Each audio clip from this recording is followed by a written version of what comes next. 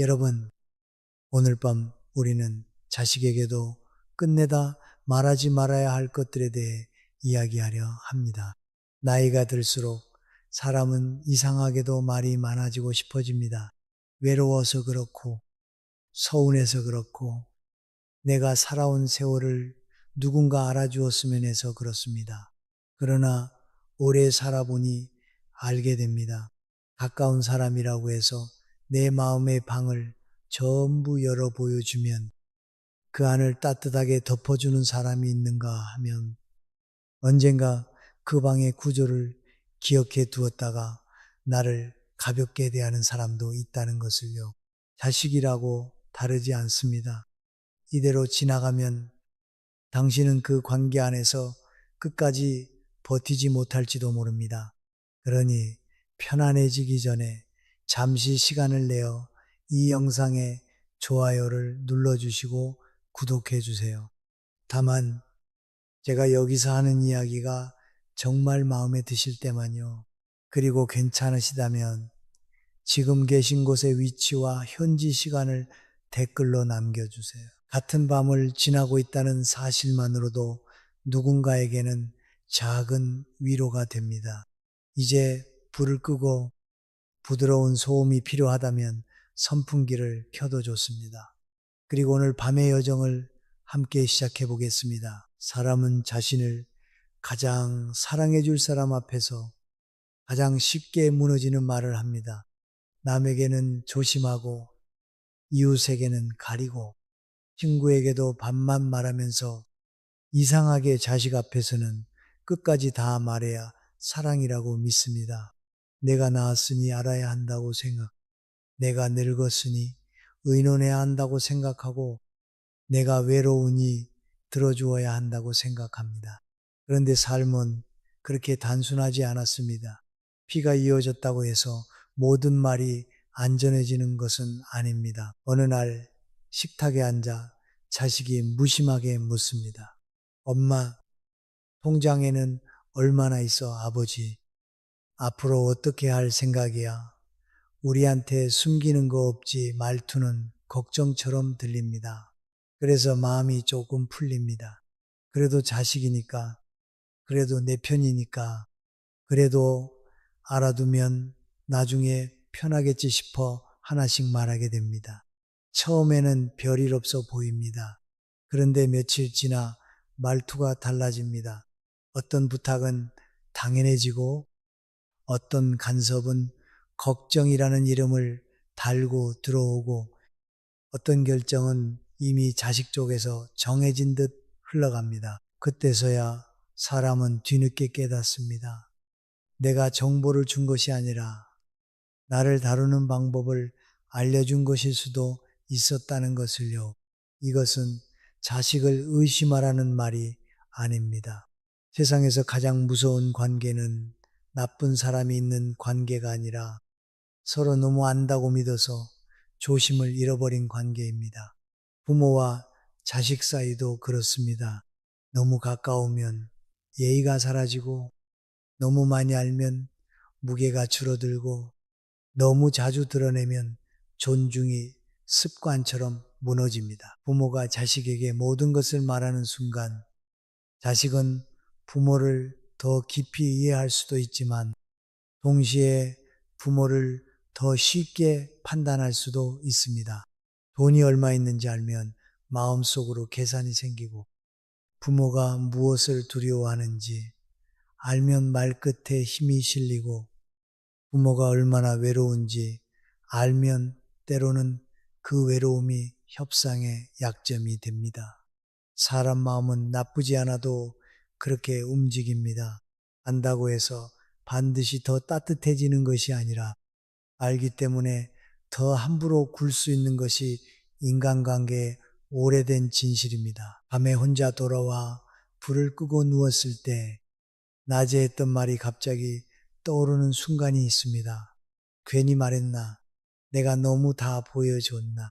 이제 저 아이가 나를 어떻게 생각할까?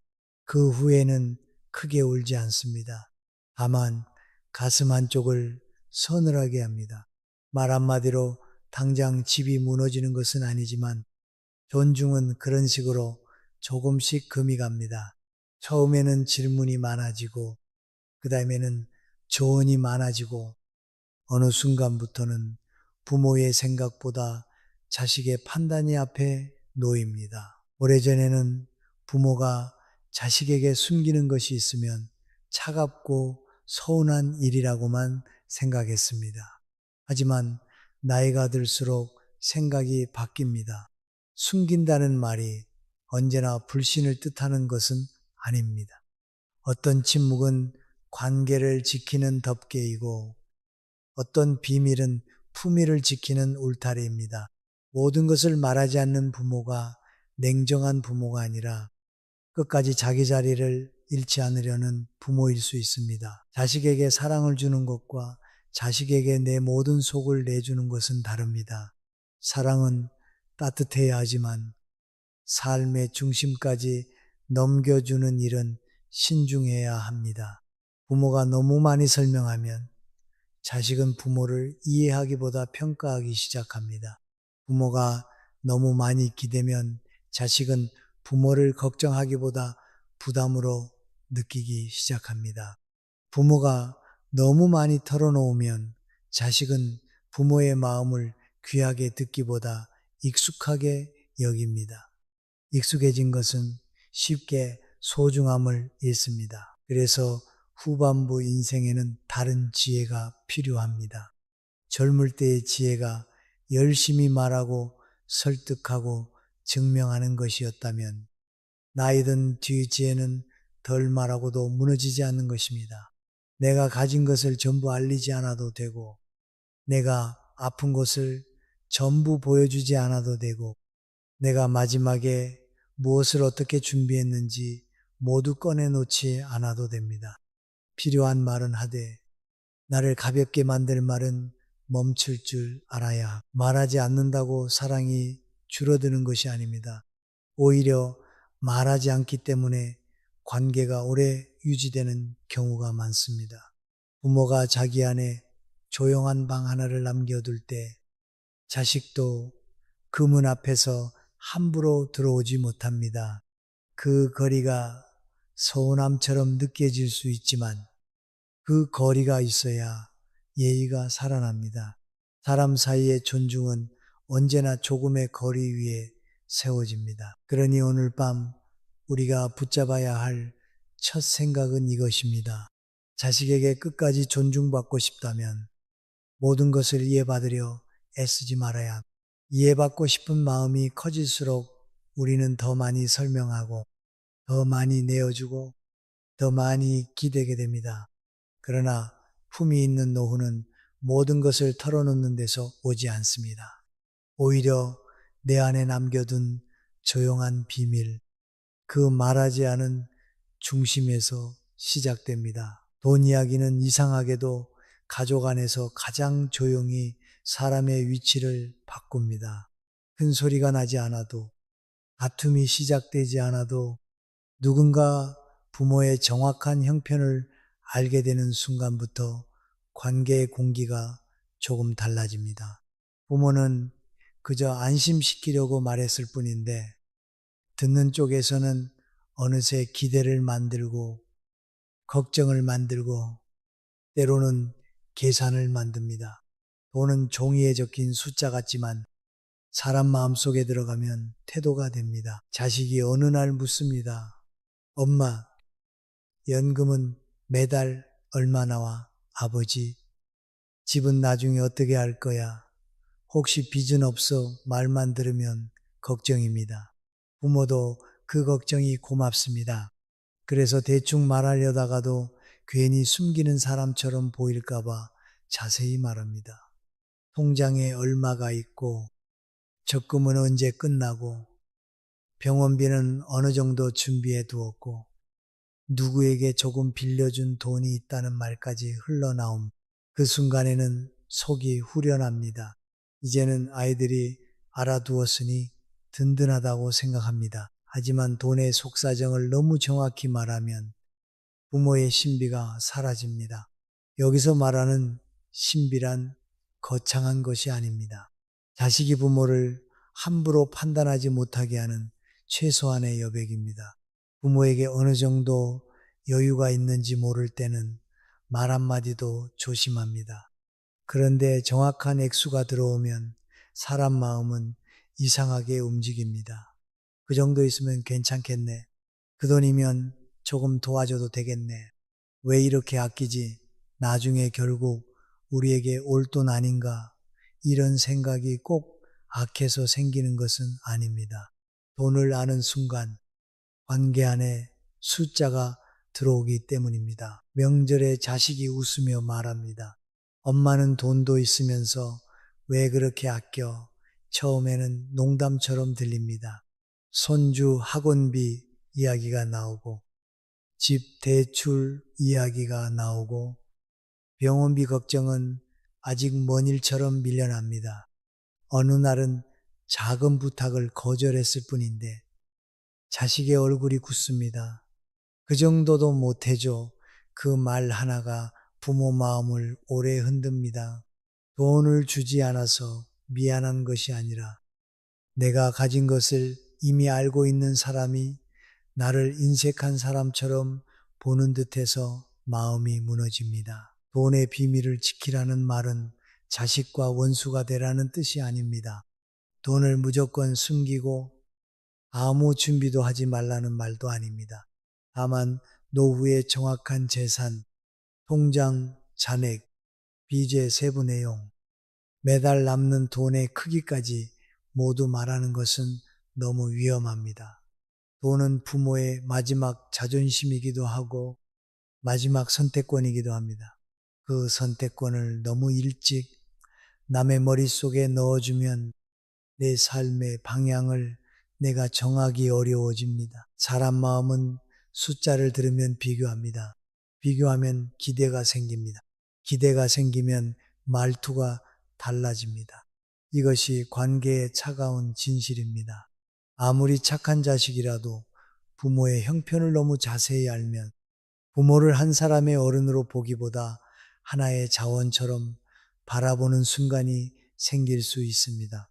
그 순간 부모는 사랑받지 못해서가 아니라 너무 많이 공개했기 때문에 가벼워집니다. 존중은 때로 모르는 데서 유지됩니다. 특히 노후의 돈은 자식에게 설명하기 위해 존재하는 돈이 아닙니다.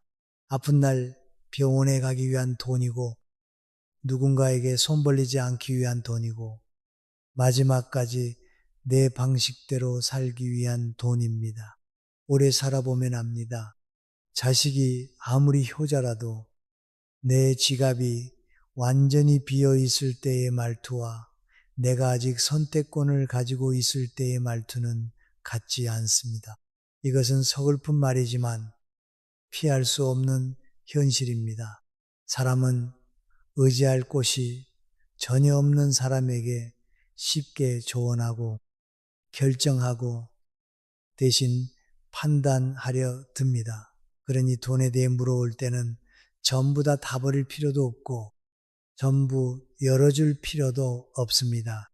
걱정하지 않아도 될 만큼 준비하고 있다. 필요한 것은 정리해 두었다. 큰 문제 생기지 않게 내가 관리하고 있다. 이런 정도면 충분합니다. 자식이 더 캐물어도 차분히 웃으며 말할 수 있어야 합니다.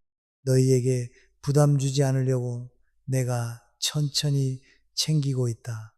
이 말에는 숨김보다 품위가 있고 거절보다 안정감이 있습니다. 부모가 돈 이야기를 조절할 줄 알면 자식도 함부로 넘어오지 못합니다. 반대로 부모가 불안한 마음에 하나하나 다 말하면 자식은 자신도 모르게 부모의 삶을 관리하려 듭니다. 처음에는 걱정이고 그 다음에는 간섭이고 끝에는 결정권이 됩니다. 그렇게 되면 부모는 자기 돈을 가지고도 허락을 받아야 하는 사람처럼 작아집니다. 그것만큼 노후를 서럽게 만드는 일도 없습니다. 첫 번째로 무덤까지 가져가야 할 비밀은 돈의 정확한 속사정입니다. 대강의 안정은 알려도 정확한 숫자는 품 안에 두어야 합니다. 준비는 하되 떠벌리지 말고, 정리는 하되 넘겨주지 말고, 도움은 주되 내 중심을 잃지 말아야 합니다. 돈을 지킨다는 것은 욕심을 지킨다는 뜻이 아닙니다. 나이든 내가 끝까지 선택받는 사람이 아니라 선택하는 사람으로 남기 위한 마지막 기둥을 지키는 일입니다. 돈 이야기가 무서운 까닭은 그것이 돈에서 끝나지 않기 때문입니다. 돈을 알게 된 사람은 어느새 부모의 생활을 해석하기 시작합니다. 왜 저렇게 아끼는지, 왜 저 돈을 쓰지 않는지, 왜 나에게는 도와주지 않는지, 왜 형제에게는 조금 더 해주었는지 마음속으로 따집니다. 부모는 평생 모은 돈을 그저 조용히 쥐고 있었을 뿐인데 자식들 마음속에서는 그 돈이 이미 나뉘고 비교되고 평가됩니다. 돈은 주머니 안에 있을 때는 내 것이지만 남의 머릿속에 들어가는 순간부터 관계의 문제가 됩니다. 처음에는 아주 작은 말에서 시작됩니다. 전화 끝에 자식이 말합니다.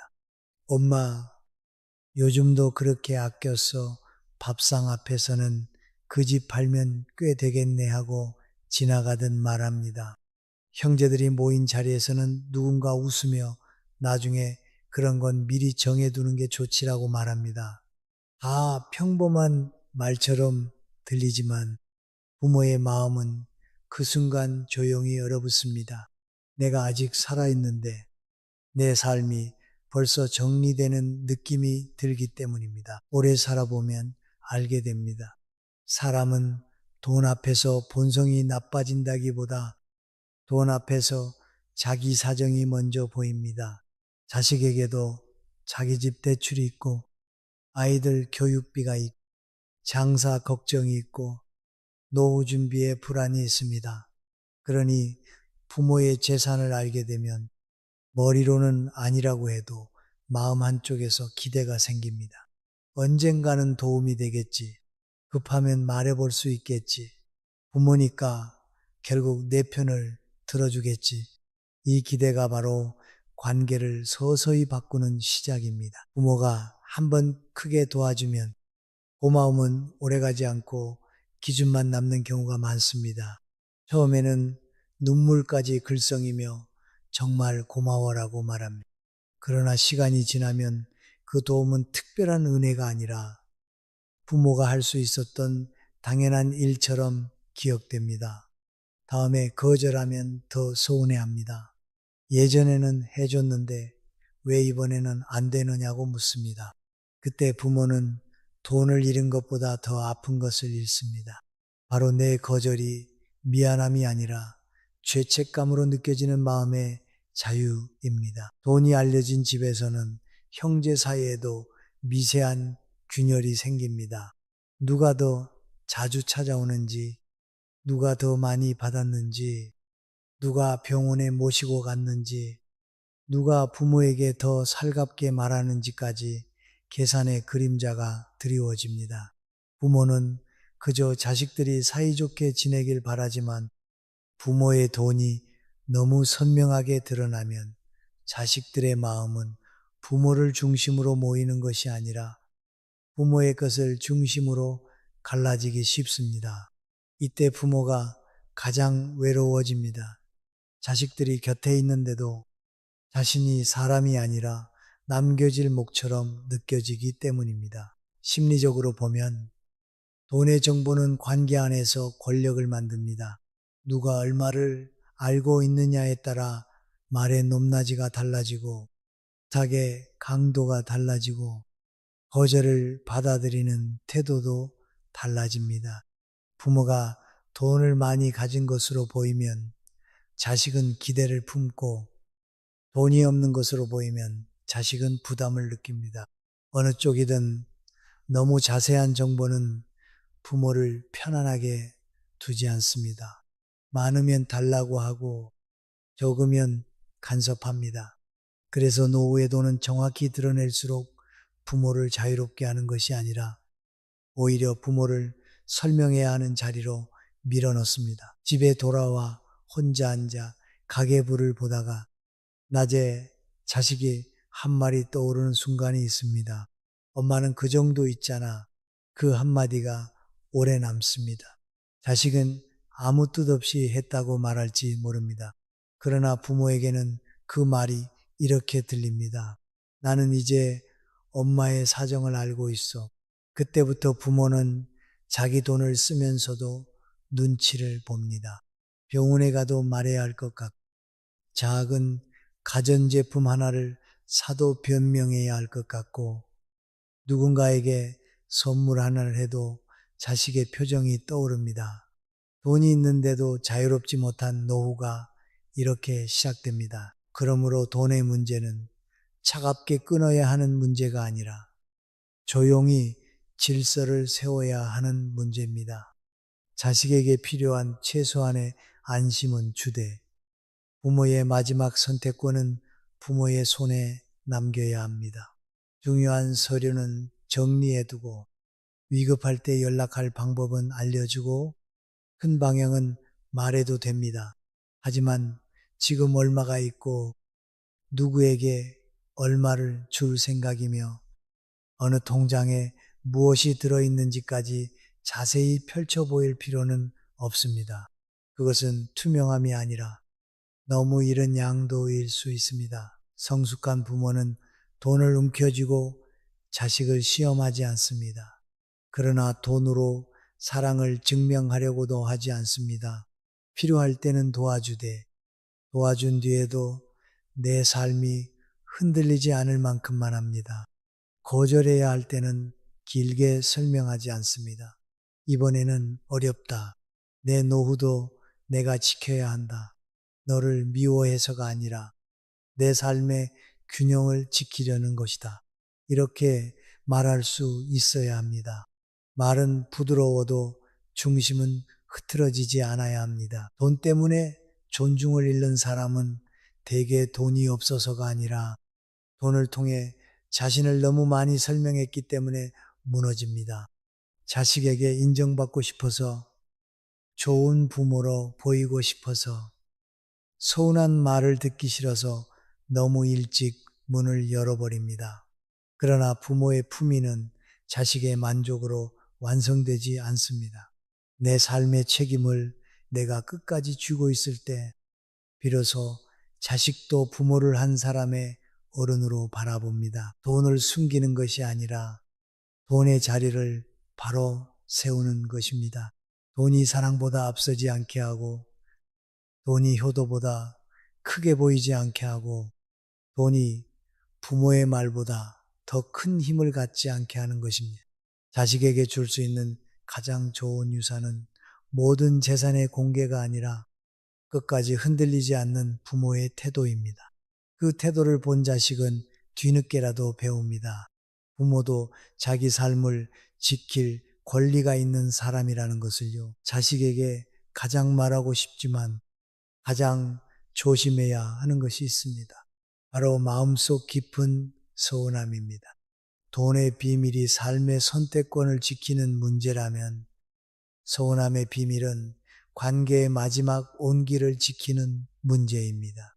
부모는 자식에게 받은 상처를 오래 품습니다. 말 한마디, 식은 표정 하나, 바쁘다는 짧은 대답 하나가 생각보다 오래 남습니다.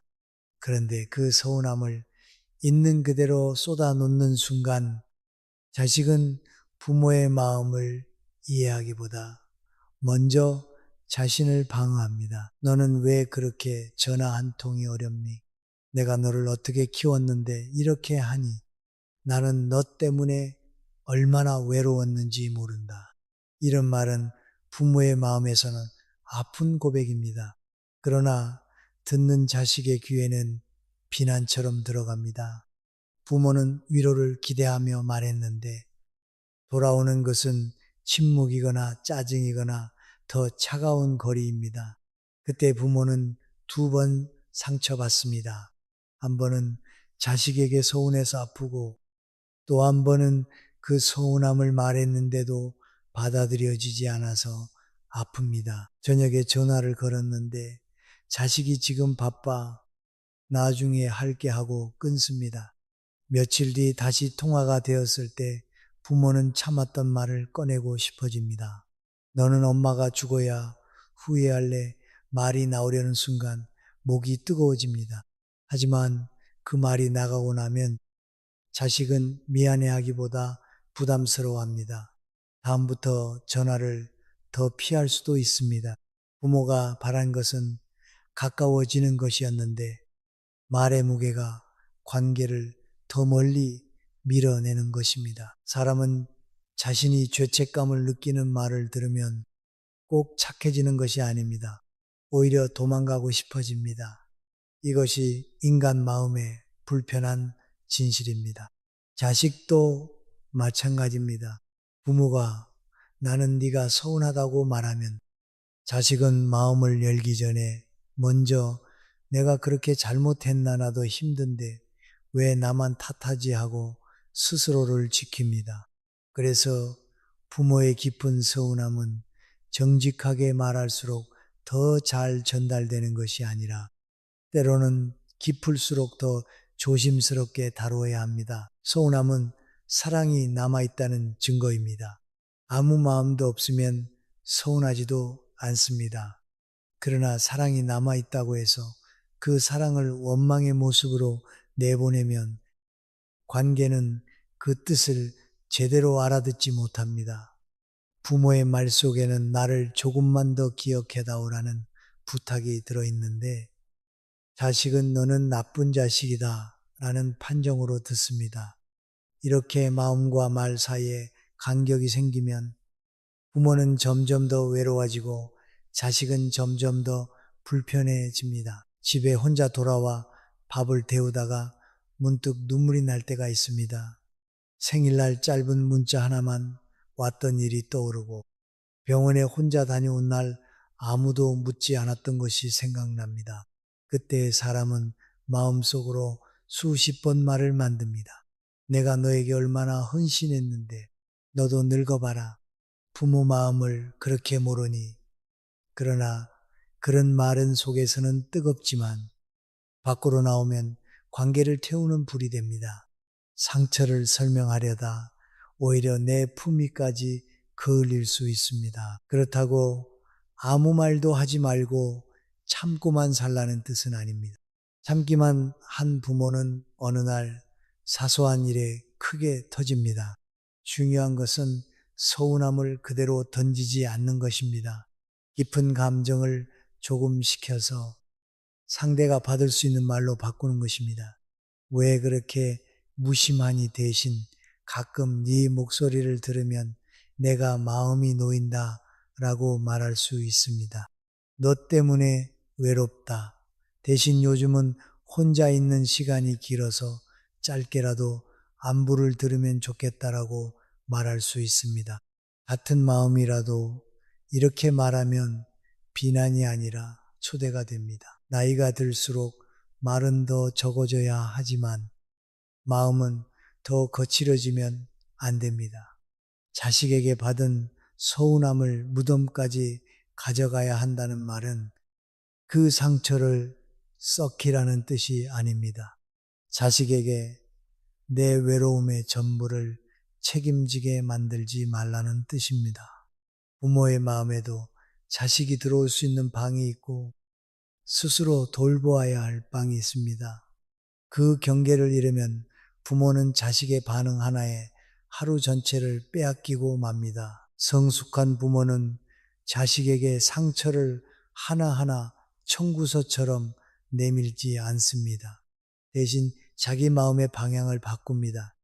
연락이 늦으면 나를 버렸다고 단정하지 않고 말이 짧으면 나를 무시한다고 바로 결론 내리지 않습니다. 물론 아프지만 그 아픔을 붙들고 자식 앞에서 무너지지 않습니다. 필요한 말은 짧게 하고 기대는 낮추고 내 하루를 다시 내 손으로 가져옵니다.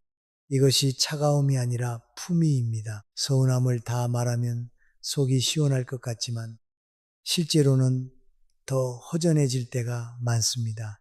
자식이 내 마음을 온전히 알아주지 못하면 나는 또 설명하고 싶어지고 설명할수록 더 작아집니다.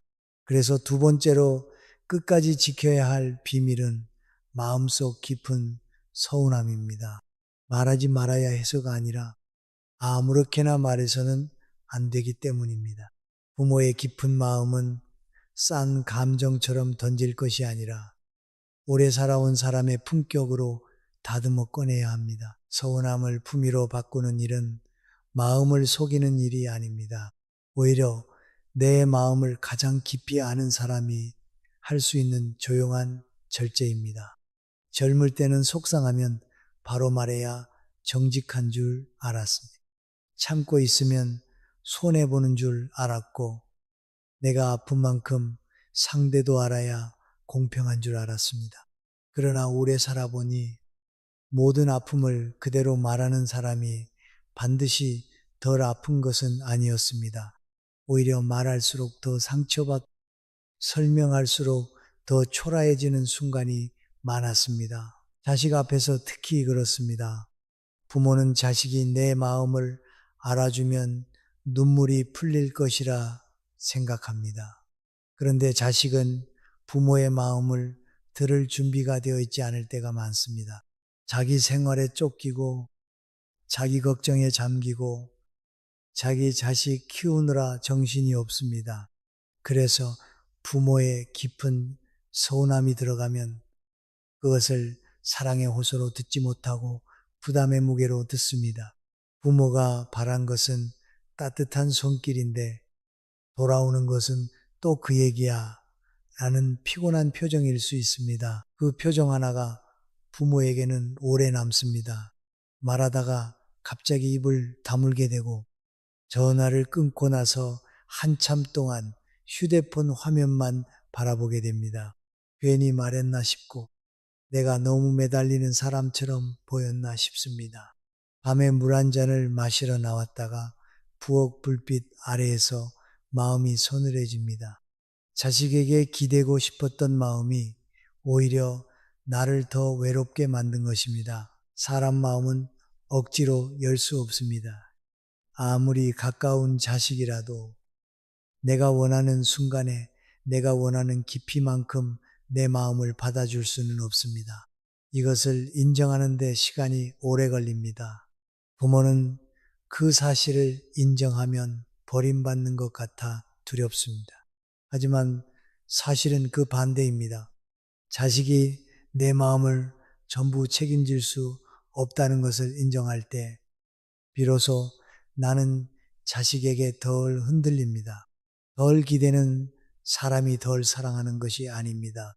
덜 기대기 때문에 더 오래 사랑할 수 있습니다. 서운함을 품위로 바꾸려면 먼저 말을 늦추어야 합니다. 마음이 뜨거울 때 바로 말하지 않는 것입니다. 전화가 늦었다고 바로 너는 부모가 걱정도 안 되니 라고 하지 않는 것입니다. 찾아오지 않는다고 바로 내가 죽어야 오겠니라고 하지 않는 것입니다. 그런 말은 부모 마음에 피멍을 보여주는 말이지만 듣는 사람에게는 칼처럼 들어갑니다. 칼을 맞은 사람은 안아주기보다 물러납니다. 그래서 깊은 말일수록 조금 시켜야 합니다. 대신 이렇게 바꿀 수 있습니다. 요즘 네가 바쁜 건 안다. 그래도 가끔 목소리 들으면 내가 힘이 난다. 이 말은 약하지 않습니다. 오히려 더 강합니다. 비난하지 않으면서도 원하는 것을 말하고 매달리지 않으면서도 마음을 전합니다. 왜 안 왔니? 보다 네가 오면 집안 공기가 조금 달라진다는 말이 더 오래 남습니다. 사람은 공격받을 때보다 인정받을 때 더 가까이 옵니다. 부모의 말도 마찬가지입니다. 서운함을 원망으로 내보내면 벽이 되고 따뜻한 요청으로 바꾸면 문이 됩니다. 그러나 여기서도 조심해야 합니다. 따뜻하게 말한다고 해서 반드시 자식이 달라지는 것은 아닙니다. 사람은 각자의 그릇만큼 반응합니다. 어떤 자식은 알아듣고 어떤 자식은 여전히 바쁘고 어떤 자식은 부모의 마음을 계속 가볍게 여깁니다.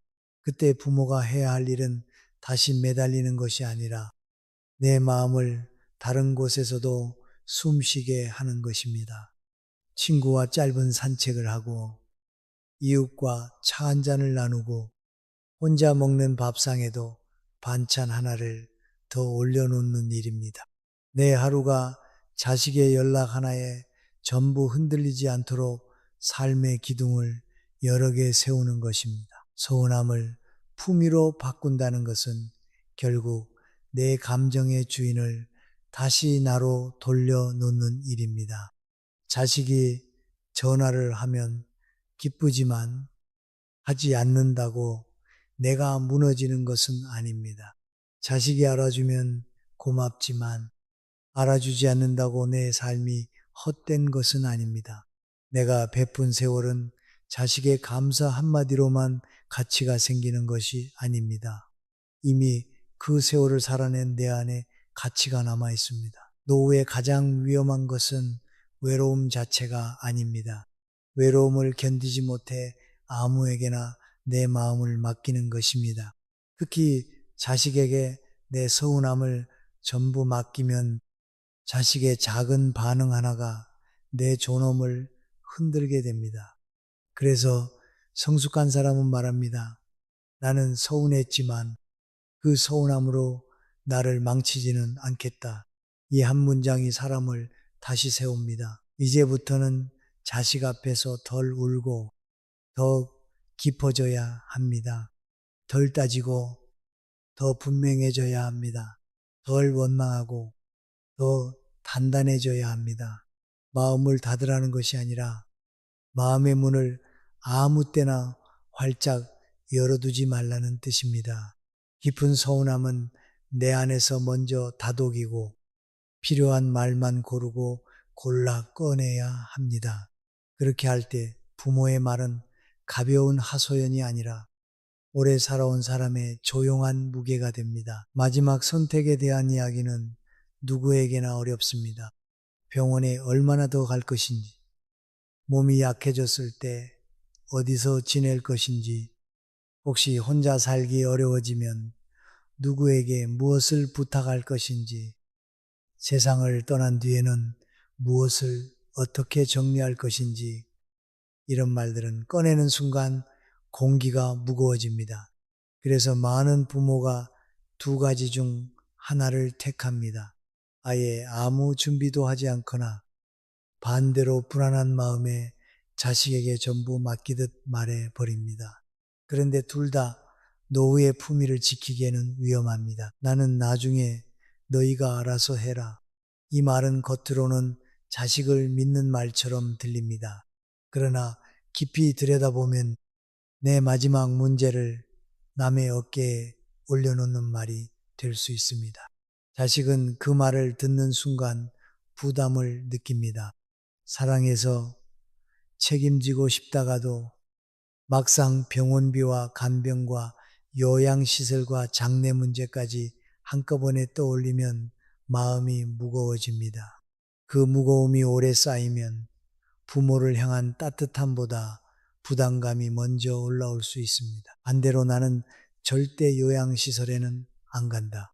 무슨 일이 있어도 너희가 나를 돌봐야 한다. 내가 죽으면 이것도 이렇게 하고 저것도 저렇게 해라. 이렇게 모든 결정을 감정으로 밀어붙이는 것도 자식을 멀어지게 만듭니다. 부모는 두려워서 말하는 것이지만 자식은 명령처럼 듣습니다. 부모의 불안은 자식에게 전달될 때 자주 짐의 모양으로 바뀝니다. 이것이 가족 사이에서 가장 슬픈 오해입니다. 병원 복도에서 검사 결과를 기다리다가 문득 생각이 많아질 때가 있습니다. 집으로 돌아오는 택시 안에서 창밖을 보며 내가 더 약해지면 어떻게 하지 하는 생각이 스칩니다. 저녁에 약 봉지를 정리하다가 자식에게 전화를 걸고 싶어집니다. 엄마가 나중에 힘들어지면 네가 좀 말은 거기까지 올라오다가 멈춥니다. 말하고 나면 마음은 조금 편해질지 몰라도 자식의 마음에는 오래 지워지지 않는 부담이 남을 수 있기 때문입니다. 그러나 말하지 않는 것과 준비하지 않는 것은 다릅니다. 세 번째로 끝까지 조심해야 할 비밀은 마지막 선택의 계획입니다. 이것은 아무에게도 말하지 말라는 뜻이 아닙니다. 감정적으로 떠넘기듯 말하지 말고 조용히 정리한 뒤 필요한 만큼만 알려야 한다는 뜻입니다. 병원 기록은 어디에 있는지, 비상연락처는 누구인지, 중요한 서류는 어디에 두었는지, 내가 원하는 기본 방향은 무엇인지 정도는 정리되어 있어야. 하지만 그 과정에서 너희가 나를 책임져야 한다는 식의 마음의 빚을 자식에게 씌우지 말아야 합니다. 사람은 남의 마지막을 책임져야 한다고 느끼는 순간 그 사람을 편안하게 사랑하기 어려워집니다. 자식도 마찬가지입니다. 부모를 사랑하지 않아서가 아닙니다. 책임이 너무 무거우면 사랑의 결이 거칠어집니다. 걱정은 간섭이 되고, 간섭은 짜증이 되고, 짜증은 말끝의 차가움으로 나옵니다. 부모는 그 차가움에 상처받고, 자식은 또 죄책감에 시달립니다. 준비되지 않은 마지막 문제는 가족 안에서 오래 아픈 그림자를 만듭니다. 성숙한 부모는 마지막 문제를 두려움으로 말하지 않습니다. 담담하게 정리합니다. 내 몸이 약해질 가능성을 인정하고 혼자 살기 어려운 날이 올 수도 있음을 받아들이고 자식의 삶도 함께 고려합니다. 나는 무조건 집에 있을 것이다 라고 고집하기보다 내가 혼자 지내기 어려워지면 현실적으로 가능한 방법을 보겠다라고 마음을 열어둡니다. 요양시설이든 방문 돌봄이든 병원 치료든 중요한 것은 장소가 아니라 내가 그 선택을 너무 늦게 남의 손에 떠넘기지 않는 것입니다. 이런 준비를 해둔 부모는 말투가 달라집니다. 자식에게 애원하지 않고 협박하지 않고 죄책감을 주지 않습니다. 걱정하지 마라. 기본적인 것은 정리해 두었다. 필요할 때 너희와 상의하겠지만 내가 할 수 있는 준비는 해두고 있다. 이 한마디가 자식에게도 이상한 안심을 줍니다. 부모가 무너지지 않고 있다는 느낌, 아직 자기 삶을 자기 손으로 붙들고 있다는 느낌이 자식의 존중을 살립니다. 마지막 계획을 너무 자세히 말하면 자식은 부모의 삶을 미리 끝난 일처럼 바라볼 수 있습니다. 반대로 아무것도 말하지 않으면 어느 날 갑자기 모든 짐이 자식에게 떨어집니다. 그러니 필요한 것은 침묵과 공개 사이의 균형입니다. 서류는 정리하되 불안을 떠넘기지 않고 뜻은 남기되 감정으로 묶지 않고 도움은 요청하되 삶 전체를 맡기지 않는 것입니다. 이것이 후반부 인생의 깊은 예의입니다. 부모가 자기 마지막을 조용히 준비하면 자식은 부모를 불쌍한 사람으로만 보지 않습니다. 오히려 어렵고 무거운 문제까지 담담히 바라보는 어른으로 봅니다. 끝까지 존중받는 사람은 죽음이나 병을 피해서 존중받는 것이 아닙니다. 그 문제들 앞에서도 자기 태도를 잃지 않기 때문에 존중받습니다. 세 번째 비밀은 바로 그 태도입니다. 마지막 선택을 전부 드러내 자식의 마음을 흔드는 대신 조용히 준비하고 필요한 말만 남기는 것, 그것이 자식에게 짐이 되지 않으면서도 나 자신을 끝까지 가볍게 만들지 않는 길입니다. 자식이 캐묻는 말은 언제나 거칠게 들어오지 않습니다. 오히려 많은 경우 걱정처럼 들어옵니다. 엄마, 정확히 얼마 있어 아버지? 혹시 우리 모르게 정해둔 거 있어? 나중에 어떻게 할 건데 왜 그런 건 우리한테 말을 안 해? 이런 말을 들으면 부모의 마음은 흔들립니다. 숨기는 사람처럼 보이고 싶지 않고 자식을 못 믿는 부모처럼 보이고 싶지 않습니다. 그래서 말을 아끼려던 마음이 무너지고 결국 하지 않아도 될 말까지 흘러나옵니다. 하지만 오래 살아보면 알게 됩니다. 사랑하는 사람의 질문이라고 해서 모두 대답해야 하는 것은 아닙니다. 질문은 상대의 권리가 아니라 내가 허락할 때만 들어올 수 있는 문입니다. 자식이 묻는다고 해서 내 통장 깊숙한 곳까지 열어야 하는 것도 아니고 내 서운함의 바닥까지 보여주어야 하는 것도 아니고 내 마지막 선택에 모든 두려움을 넘겨주어야 하는 것도 아닙니다. 부모에게도 말하지 않을 권리가 있습니다. 그것은 불신이 아니라 자기 삶을 지키는 최소한의 품위입니다. 모임에서 누군가가 자식 이야기를 꺼내듯 집에서도 자식은 가볍게 묻습니다. 그거 왜 말 안 했어? 그 한마디에 부모는 괜히 죄인이 된 것 같습니다. 식탁 위에 놓인 국이 식어가는데도 마음은 점점 뜨거워집니다. 내가 뭘 잘못 숨겼나? 이 아이가 서운해하나? 그런 생각이 들면 부모는 설명을 시작합니다. 그러나 설명이 길어질수록 이상하게 부모의 자리는 작아집니다. 말이 많아지면 진심이 커지는 것이 아니라 방어하는 사람처럼 보일 때가 있습니다. 캐묻는 말에 흔들리지 않으려면 먼저 마음속에서 기준을 세워야 합니다. 내가 말해도 되는 것과 말하지 않아도 되는 것을 미리 정해두어야 합니다. 돈에 대해서는 생활에 큰 문제 없게 준비하고 있다 정도면 충분합니다. 서운함에 대해서는 가끔 네가 생각나고 목소리 들으면 좋다 정도면 충분합니다. 마지막 계획에 대해서는 필요한 것은 정리해 두었고 때가 되면 상의하겠다 정도면 충분합니다. 충분한 말을 충분한 선에서 멈추는 것이 나이 든 사람의 힘입니다. 자식이 더 물을 수도 있습니다. 그래도 정확히 알아야지. 우리가 가족인데 왜 말을 안 해?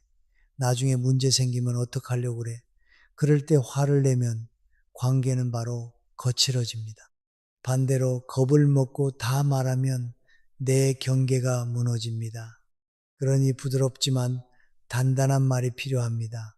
네가 걱정하는 마음은 안다. 하지만 이 부분은 내가 조금 더 가지고 있으마. 필요한 때가 오면 말하겠다. 지금은 내가 감당할 수 있다. 이런 말은 문을 닫는 말이 아니라 문턱을 세우는 말입니다. 사람은 문턱이 없는 집에 함부로 들어옵니다. 관계도 그렇습니다. 부모가 늘 다 받아주고 다 설명하고 다 내어주면 자식은 어느 순간 그것을 당연하게 여깁니다.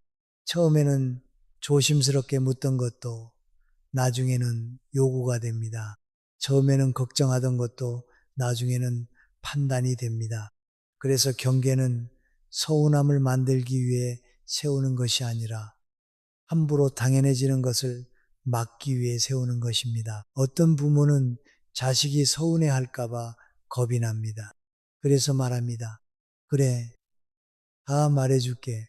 그러나 자식의 서운함을 피하려다 내 평안을 잃으면 결국 더 큰 서운함이 돌아옵니다. 내가 너무 많이 말한 뒤에 자식의 태도가 달라지면 그때는 되돌리기 어렵습니다. 한번 알려준 숫자는 다시 모르게 할 수 없고 한번 쏟아낸 원망은 다시 주워 담기 어렵고 한번 넘겨준 결정권은 다시 가져오기가 쉽지 않습니다.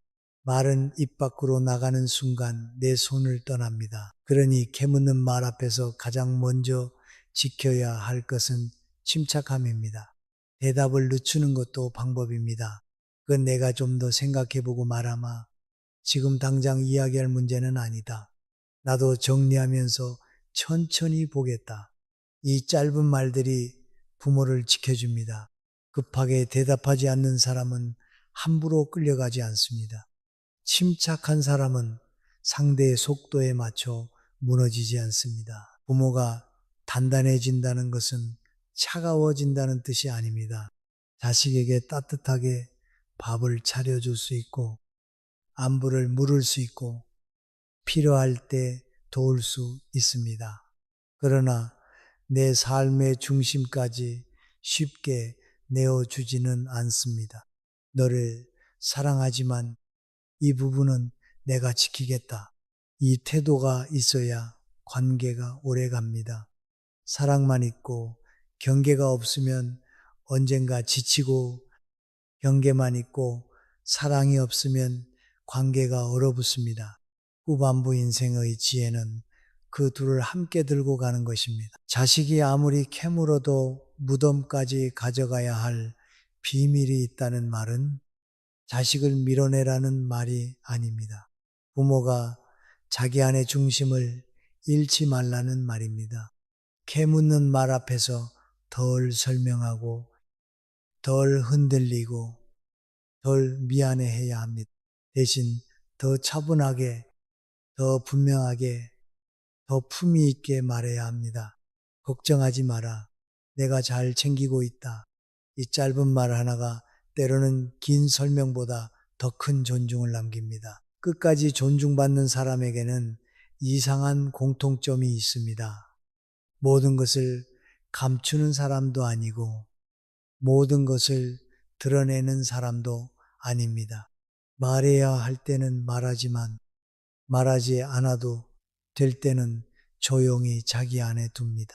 자기 마음을 닫아버린 사람이 아니라 자기 마음의 문을 아무에게나 맡기지 않는 사람입니다. 그런 사람은 외로워 보여도 쉽게 흔들리지 않고 부드러워 보여도 함부로 넘볼 수 없습니다. 나이가 들수록 사람에게 필요한 것은 많은 설명이 아니라 설명하지 않아도 무너지지 않는 중심입니다. 세 가지 비밀은 결국 하나로 이어집니다. 돈의 정확한 속사정, 마음속 깊은 서운함, 마지막 선택의 세부 계획, 이 세 가지는 모두 노후의 가장 약한 곳과 연결되어 있습니다.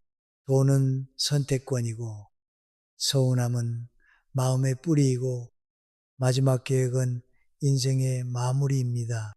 이 세 곳을 너무 쉽게 열어 보이면 자식이 나빠서가 아니라 관계가 무거워집니다. 부모는 더 기대하게 되고 자식은 더 부담을 느끼며 어느 순간 사랑해야 할 자리에 계산과 죄책감과 간섭이 들어옵니다. 사람은 가까울수록 조심을 잃습니다. 남에게는 묻지 못할 말을 자식은 부모에게 묻고 부모는 남에게는 하지 않을 말을 자식에게 합니다. 얼마나 있어? 왜 그렇게 서운해? 나중에 우리가 어떻게 하라는 거야? 이런 말들이 오가다 보면 어느 순간 관계는 편안해지는 것이 아니라 피곤해집니다. 가족이라는 이름 아래 너무 많은 것이 허락되면 예의가 먼저 사라집니다. 예의가 사라진 자리에서 존중이 오래 버티기는 어렵습니다. 어느 날 자식이 전화를 걸어옵니다. 목소리는 평범합니다. 엄마, 그때 말한 거 다시 생각해 봤어. 부모는 순간 마음이 흔들립니다. 더 말해야 하나? 더 설명해야 하나? 혹시 내가 너무 차갑게 굴었나 싶습니다. 하지만 이제는 예전처럼 급히 마음의 문을 열지 않습니다. 잠시 숨을 고르고 말합니다. 걱정해줘서 고맙다. 내가 필요한 건 정리해두고 있으니 너무 마음 쓰지 마라. 그 말은 길지 않지만 부모의 자리를 다시 세웁니다. 존중은 큰 소리로 얻는 것이 아닙니다. 화를 내서 얻는 것도 아니고 눈물로 붙잡아 얻는 것도 아닙니다. 존중은 내가 나를 함부로 내주지 않을 때 생깁니다. 남이 나를 귀하게 여기기 전에 내가 먼저 내 속을 귀하게 여겨야 합니다. 내 돈을 가볍게 설명하지 않고 내 상처를 아무 말처럼 던지지 않고 내 마지막을 불안한 부탁으로 떠넘기지 않을 때 사람들은 조금씩 알아차립니다. 이 사람에게는 함부로 넘어갈 수 없는 선이 있다는 것을요. 그 선은 독한 벽이 아닙니다. 따뜻한 울타리입니다. 울타리가 있어야 꽃도 자라고 나무도 뿌리를 지키고 집도 집답게 남습니다. 부모와 자식 사이에도 울타리가 필요합니다. 사랑한다고 해서 모든 방을 열어둘 필요는 없습니다. 걱정한다고 해서 모든 서랍을 보여줄 필요도 없습니다. 오히려 조금 남겨둔 거리, 조금 아껴둔 말, 조금 늦춘 대답이 관계를 오래 살립니다. 너무 다 안다고 믿는 순간 사람은 조심을 잃고 조금 모른다는 여백이 있을 때 사람은 예의를 지킵니다. 나이가 들면 자꾸 확인받고 싶어집니다. 내가 아직 필요한 사람인지, 자식이 나를 사랑하는지, 내가 외로운 사람으로 남지 않을지 확인하고 싶습니다.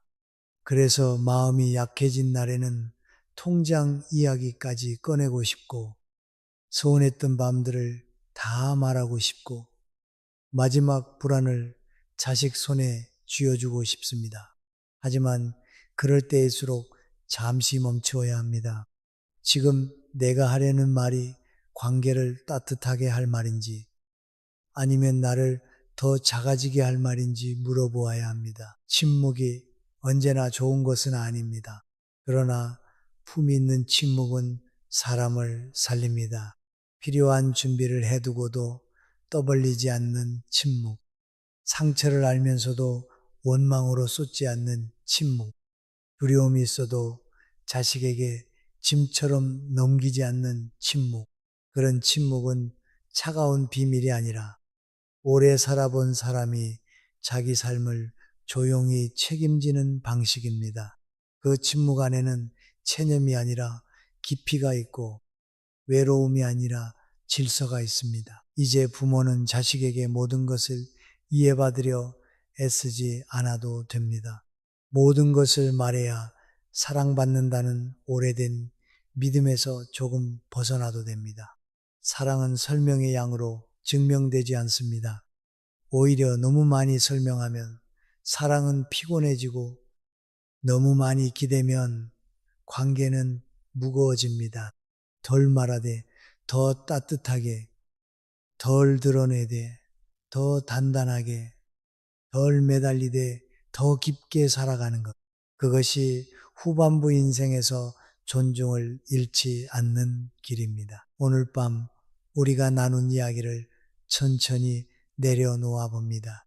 자식에게도 끝까지 다 말하지 않아도 되는 것이 있습니다. 돈의 정확한 속사정은 내 마지막 선택권이기에 품 안에 둘 수 있습니다. 마음속 깊은 서운함은 아무렇게나 던질 것이 아니라 내 안에서 먼저 다독인 뒤 필요한 말만 고를 수 있습니다. 병원, 요양시설, 죽음 이후의 계획도 감정으로 떠넘기지 않고 조용히 정리해 둘 수 있습니다. 이것은 자식을 믿지 말라는 이야기가 아닙니다. 오히려 관계를 오래 지키기 위해 필요한 늦은 지혜입니다. 너무 많이 알면 사람은 조심을 잃고 너무 많이 기대면 사랑도 부담이 됩니다.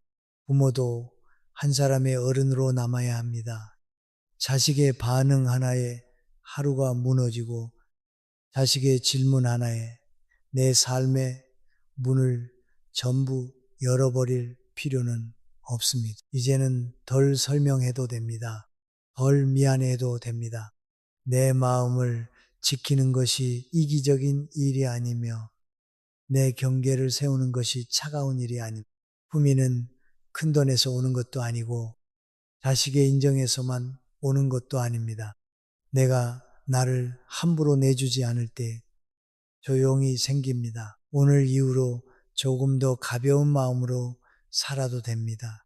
자식에게 사랑을 주되 내 중심까지 넘기지 말고 서운함이 있어도 나를 망치지 말고 마지막 날을 두려워하되 미리 품위 있게 준비하면 됩니다. 당신은 끝까지 존중받을 자격이 있습니다. 당신의 침묵도 경계도 평안도 지켜질 자격이 있습니다.